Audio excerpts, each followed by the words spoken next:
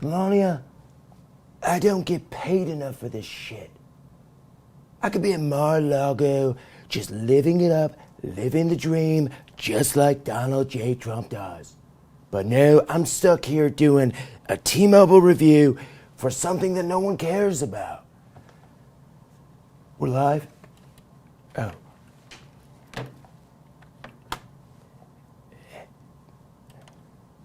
Hello, America. I kind of pulled a doozy right there. Don't worry about it. Everything's good. Everything's fine. Everything's great.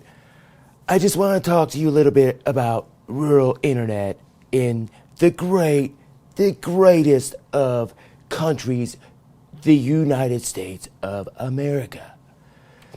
Over the years, especially last month, I've allocated hundreds of millions of dollars into our rural infrastructure to develop high-speed broadband internet for the masses.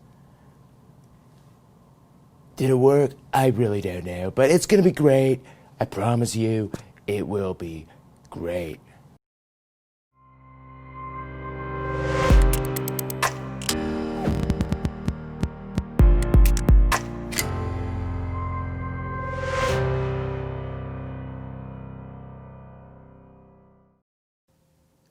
What's up, guys? Of course, I'm not really Donald Trump. I'm actually here on behalf of colleague who I will not name. I cannot name. He's a good friend of mine. His name is Vlad. Oh shit. No, in all seriousness, guys. Yeah, this is a video I've been wanting to do for quite a bit. I've been running 4G LTE as my primary ISP for roughly 3.5 to 4 years now. And I've done so by resorting to third-party companies that have struck deals with major carriers, 4G LTE carriers, primarily T-Mobile, because that's what works best for me. And that's what I'll be reviewing today. But quickly to recap, for those of you guys who are not familiar, I do live streams, tech live streams known as Talking Tech. We have a channel as well on YouTube, as well as various social media outlets. And of course, Gregory's Brain, which is my personal YouTube channel, which I haven't really done much with, despite the fact that I started back in 2012.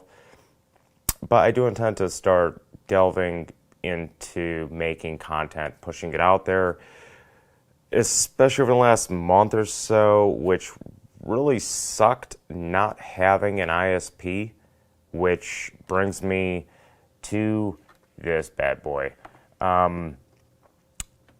Before I get into the T-Mobile at-home 4G LTE ISP, I want to kind of give you an idea of what I've been working with living in a rural area. And you'll see it, throughout this video. I'll show Google Maps, show exactly where I live and how rural it truly is, and where my studio is set up, where I'm at right now. But yeah, I posted a few pictures after I got this new T-Mobile gateway, which is essentially just a 4G LTE modem with a router. It's a fairly simplistic design, I'd say, comparatively to what I've been using in the past, which would be the MoFi 4500 V2 SIM 4 gateway modem router. But I've always used T-Mobile because this is something you guys have to understand. This is a review of T-Mobile's at-home internet service that you could purchase from them as a prepaid option. There's no contracts, there's no obligations. The hardware itself is actually free. They ship this to me for free. No cost whatsoever. They ship this to you. You pay $50 a month. It has to be prepaid, but there's no contract. So if you decide that Starlink is finally up and running, they have the amount of satellites that they need in low orbit to achieve not just the speeds, but the traffic density, which they're simply not there yet. I do believe they'll get there. This is kind of like an interim type situation for me because I've been using T-Mobile 4G LTE for quite a bit. And there's a lot of misconceptions about data caps. There are hard data caps. There's no denying that. T-Mobile simply doesn't use hard data caps. They use what's known as soft data caps, and that's something I'm going to get into in a little bit. But I've been using, I don't know what I did with it because I don't have my glasses, but I've been using my MoFi 4500, which you will see here shortly as I discuss the differences between the T-Mobile's new modem comparatively to the old MoFi 4500 V2 SIM 4. But there really isn't much of a difference outside of price. I've always relied on third-party ISPs, which, once again, they just simply struck deals with companies such as T-Mobile, AT&T, Verizon, Sprint, you name it. Of course, we've had the merger recently with T-Mobile and Sprint, T-Mobile and Sprint, which actually did help T-Mobile in a sense. I haven't seen the change. It may help for cell phone reception, stuff like that. But as far as bandwidth and data, T-Mobile, for me, and this is something I will showcase, and I want to be as objective as possible here because this may not work for everybody. It's really dependent on your location, and you're going to see that soon. But I started with a company called Unlimitedville, and they were charging me $150 a month for 4G LTE service, and they had a contract with T-Mobile. And essentially all they did was provide me with a SIM card. I still had the 50 gigabyte soft cap. Once again, there's a difference between a hard data cap and a soft data cap. Essentially what a soft data cap means is that during times of high congestion, given the tower, a specific tower, and keep in mind there's various bands based on any given tower, which is actually an issue I have with this, that you can't actually specifically choose your band. But I've never experienced throttling past 50 gigabytes, which is their soft cap. T-Mobile does not have a hard cap. They will not just cut you off and start charging you more per gig. It's truly unlimited. But this is more so for rural areas, and the vast majority of the U.S., there's no high-speed ISPs out there. So this is what we have to resort to. But after switching over from Unlimitedville, I went to a company known as OTR Mobile. I found them by chance because I was tired of spending $150 a month for not shit service, but $150 a month for LTE, essentially. 4G LTE. For those of you guys that are not familiar with LTE, it just means, I forget what the acronym stands for. Guys, it's really early in the morning. I'm just going to clip that out. Screw it out. Long-term evolution. Brain fart. But I ended up switching over to a company known as OTR Mobile, and they were charging me $80 a month. And all they did was provide me with a SIM. I used my same MoFi 4500. Achieved great speeds, especially upload speeds.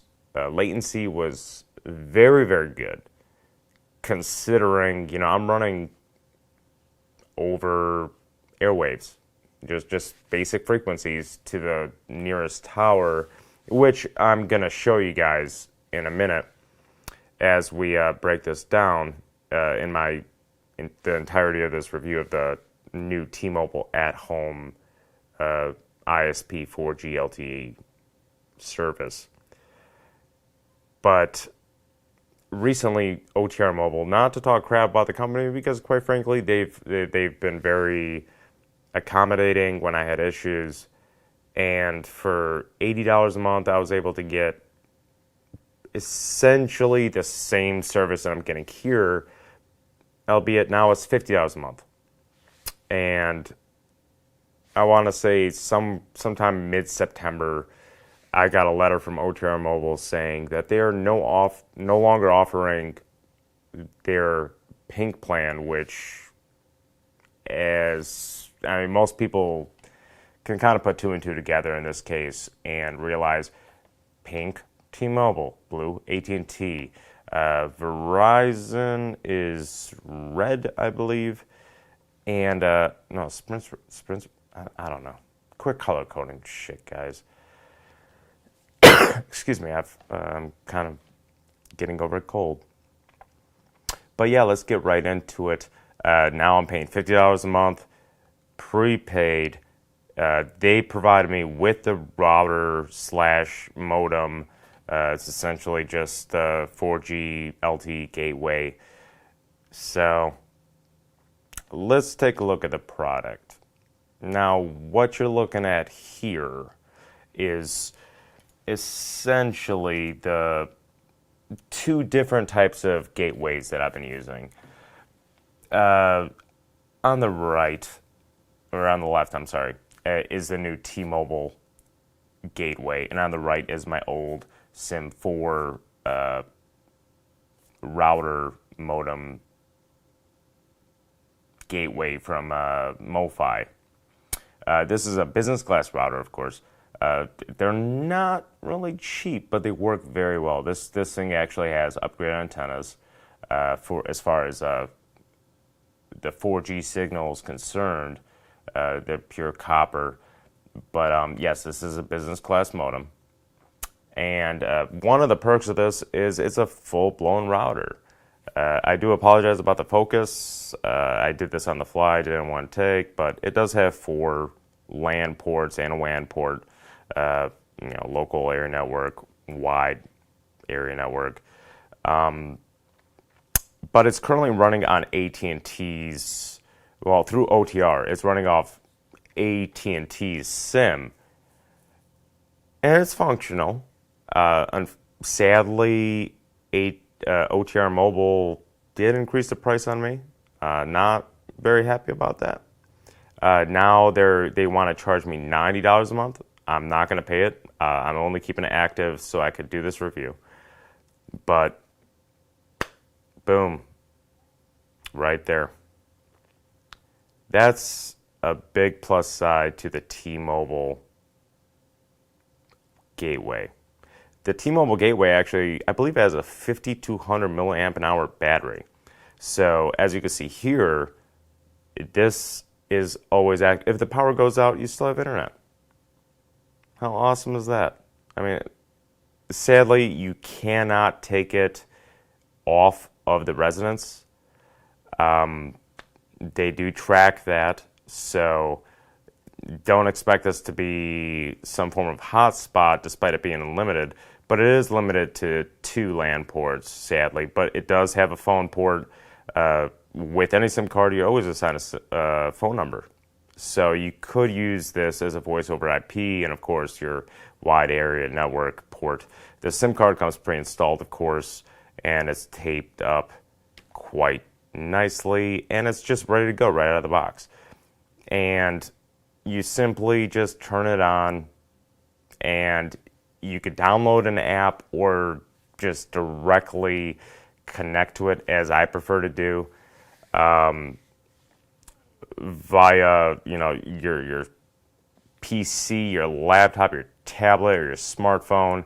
In this situation, I'm using my smartphone.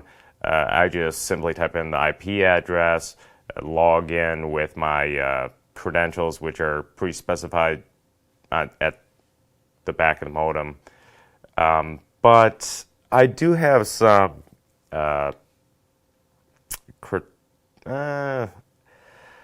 I wouldn't call it a critique, I suppose it is. It's very limited comparatively to my MoFi gateway in terms of being able to pick the bands, but it does give you all the information you need. Signal strength, it gives you all the all the information, MAC addresses, IP addresses, port forwarding. You have all of that stuff at the point of your finger that you could just control from your smartphone, but there are limitations to this. But one of my favorite things is the fact that it does have a built-in battery. So if you do have a power outage, by the way, I did switch. I have solar power finally, so that's not that big of an issue. But yeah, there's quite a few other just like small nuances, but they really do lock this thing down.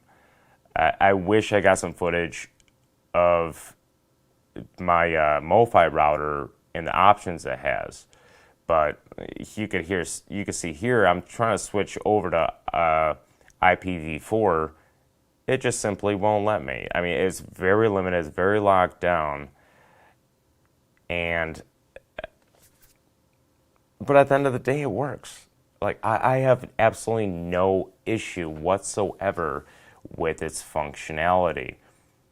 And you guys will see speed tests very shortly, and I'll be comparing not just T-Mobile, but of course AT&T and Starlink as well, which I'm looking forward to. As you can see here, one thing I did completely forget to address here was the quality of service. As far as quality of service is concerned, as an option on this gateway, essentially you could prioritize applications, whether it be games, whether it be what have you. It doesn't really matter. You could prioritize them within this gateway here. But as you can see here, I've already used up quite a bit of data. This is just from internal testing, guys. I haven't really downloaded anything large or anything like that. But, you know, for the end user, this is, especially for those of you living in rural areas like myself, it's finally come to a nice balance. Starlink isn't quite there yet. I do believe they have somewhere along the lines of 800 some odd satellites in low orbit. I've seen the results. I'm going to share them with you guys soon. But first, let's get into the tests, starting with AT&T. And keep in mind, of course, that this will vary depending on where you are, where you live, where towers are located, what bands they're transmitting, as well as how close you are to the tower, if there's anything obstructing your signal. In my case, I actually have quite a few obstructions. It's a very wooded area that I live in. It's very rural, a lot of trees. Northern Illinois, it's like Forest City. Actually, I think that is the name of the closest city, a nickname, Rockford, Illinois. Not a lovely city. But what you're looking at now is basically the speed test of the MoFi router with the AT&T SIM. Now, this is AT&T service. As you can see here, Baby Yoda is staring at this thing with disdain. Not the router itself, just the service, and you will see why. Keep in mind, this is a fantastic router regardless of what type of SIM you use. If you have an unlocked router, it will perform fantastic as long as you have a proper signal. And that's another critique I have about this particular gateway modem router, is that it needs to be plugged in, which can be a pain in the ass when you're trying to find the perfect location for it, to find the strongest signal for whatever carrier you're going with. The T-Mobile router having a built-in battery really does help with that, so you could just carry it around, use your smartphone, and yeah, you could find the best signal, which I have yet to do so, quite frankly, because I'm very pleased with where everything, or how everything performed. We're going to jump right ahead into the test data for AT&T. I decided to use speedtest.net, but I use the same exact server, being Windstream in Chicago, Illinois, for both AT&T and T-Mobile. This is AT&T. We're going to start with AT&T first. As you can see, the ping is fantastic considering, but the download speeds are extremely lacking. The upload speeds even more atrocious, as you can see. And yeah, I'm just gonna sit here and Well, I might as well just tell you guys, AT&T is doing very well. Actually, no, that's absolute bullshit. I'm sure they are, guys, in certain regions. But for good measure, I decided to run this test twice. Ping is right on par with the first run. Download speeds is very similar. Upload speeds, once again, lacking. And keep in mind, this is $90 a month on my end to keep this going. There you have it. This is AT&T in my area.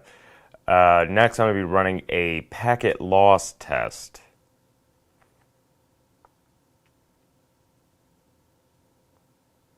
And I had this set up for 1080p streaming, which is commonly used for games and the like.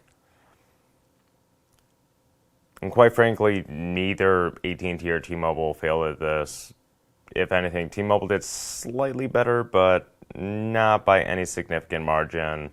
As you can see here, I mean, you haven't seen T-Mobile's results just yet. But next, I'm going to go ahead and move on to a popular speed test that's provided by Netflix.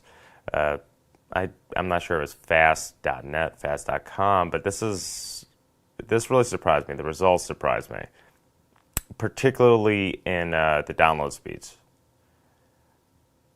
And I'm not sure if that's because of T-Mobile's ties with various streaming platforms. I know they have their Binge On program that they offer to all the T-Mobile customers, which allows you to use unlimited 4G LTE data to binge watch anything. So if you were to even use your smartphone, it's not going to go against your hotspot data per your monthly plan. So I found these results to be quite interesting, especially the fact that the upload speed actually outperformed the download speed, and the latency is just absolutely insane.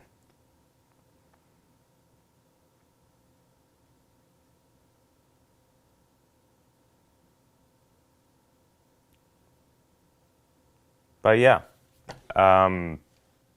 that's AT&T in a nutshell in my area. So keep in mind, now we're going to be looking at coverage maps. I will link this particular website down below, and I recommend anybody that's looking into,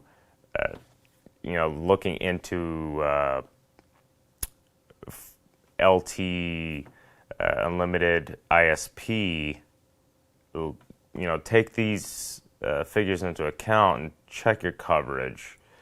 As you can see here, I pointed out my area, and these are several different towers in my area. These are AT&T towers.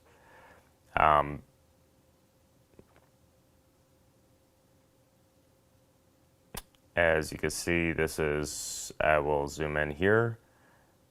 This is where I'm at right now in my studio. And yeah, just missed it. So these results are on a end user basis.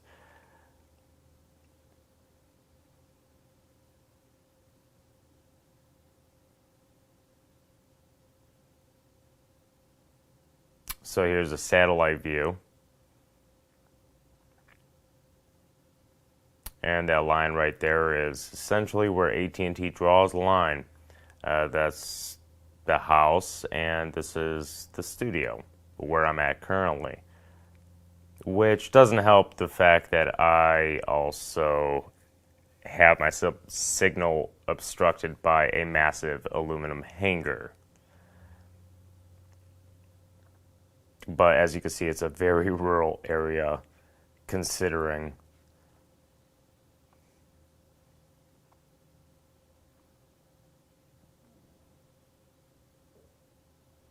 So now we're going to go ahead and move on and just get right into T-Mobile results. So let's take a look at that.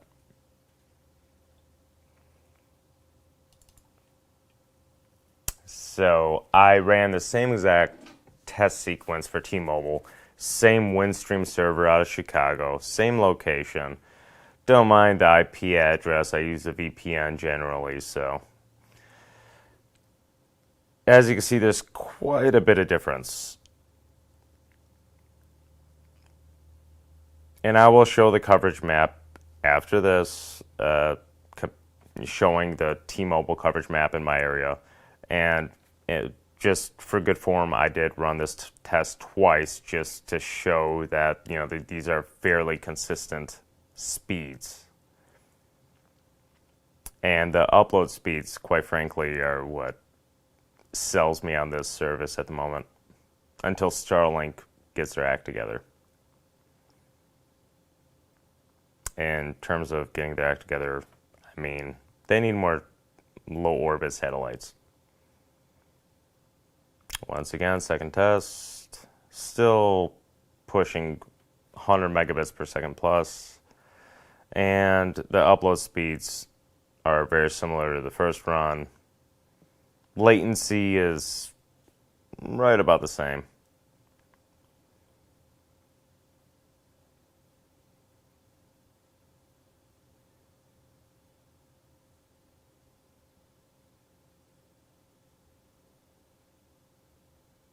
And there you have it. Not too bad for $50 a month out of the box. Prepaid, absolutely no cost on my end for the gateway. Here's the packet test. Keep in mind that the AT&T service, which is simply just a SIM card through a third party, cost me $90 a month through OTR Mobile, since they no longer offer T-Mobile's data plan. But once again, no loss whatsoever. So moving on to the Netflix speed test.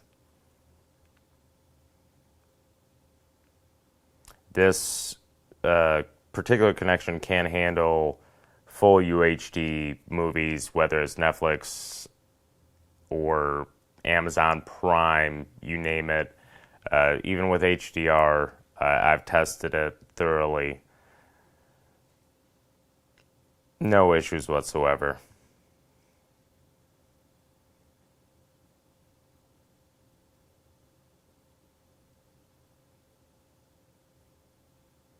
And the upload speeds prove themselves once again.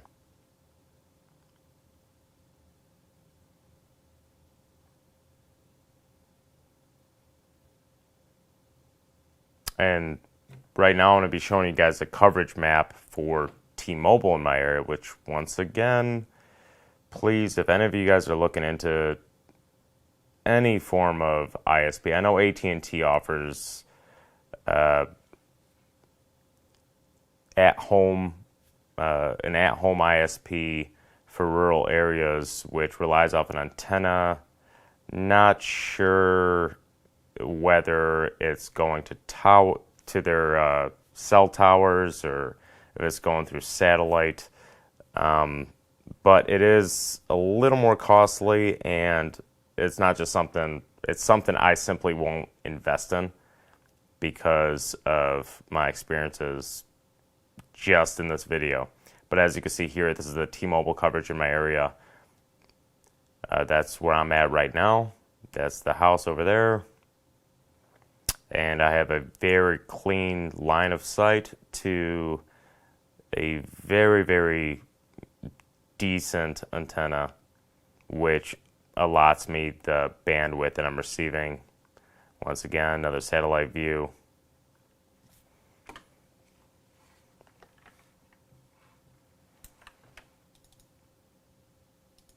But, so, yeah, those numbers speak for themselves. So now I want to move on to Starlink. Now, Starlink is something that I've supported.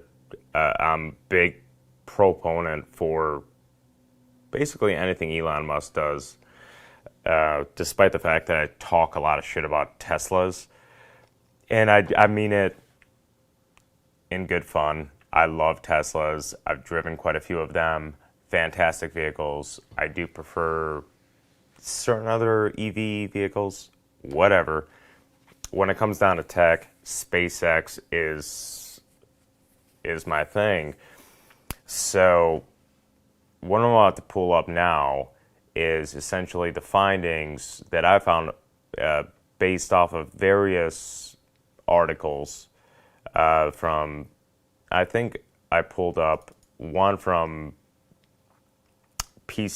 this would be Forbes, I believe.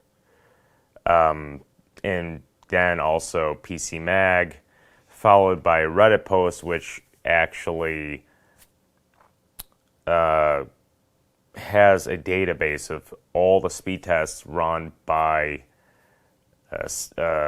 Starlink's beta testers. Unfortunately, I'm not one. I did apply for it back in February of this year.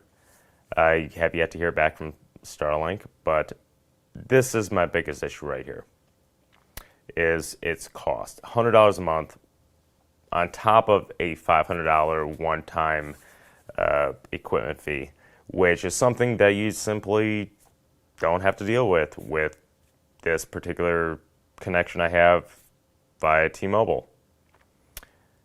It's $50 a month. Equipment is given to you.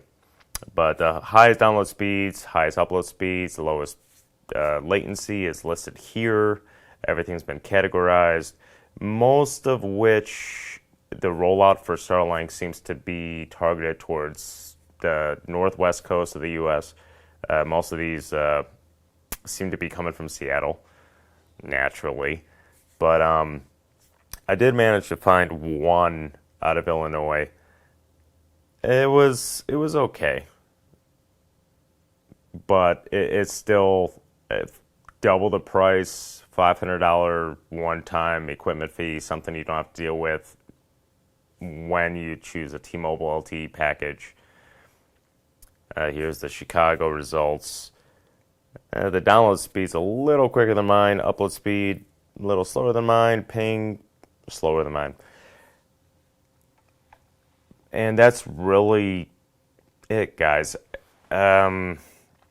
Before any of you guys decide to jump the gun and buy into this, and I understand, for $50 a month, they give you the equipment for free.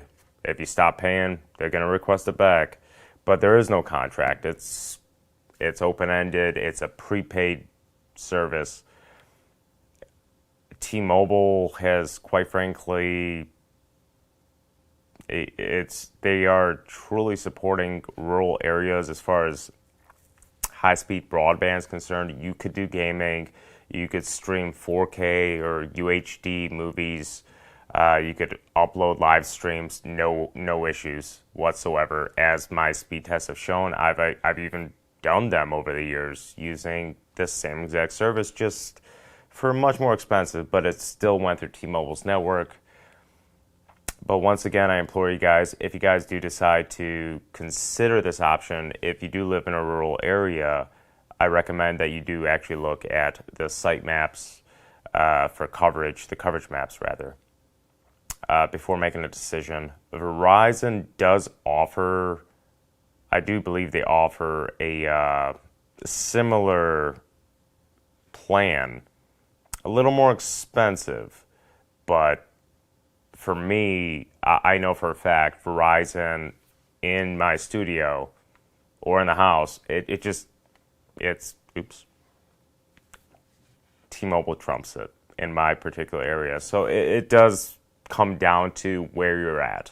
So if you do decide to, go forward with a LTE ISP based on an unlimited plan, which seems to be, every carrier seems to be heading that way, make sure that you pick the service right for you and right for your area.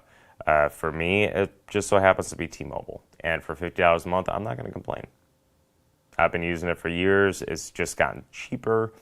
And T-Mobile has essentially cut out the middleman, because I've been using third-party companies who had contracts with T-Mobile over the years, and it went down from $150 a month to $50 a month. I'm not complaining. So hopefully you guys make an educated decision. I'm not pushing you guys to purchase this product. It just works for me. I just wanted to show you guys my results, my findings. But as a wise man once said, It's just great. It's just fantastic. We do it the best. I have nothing else to say. Good night, America.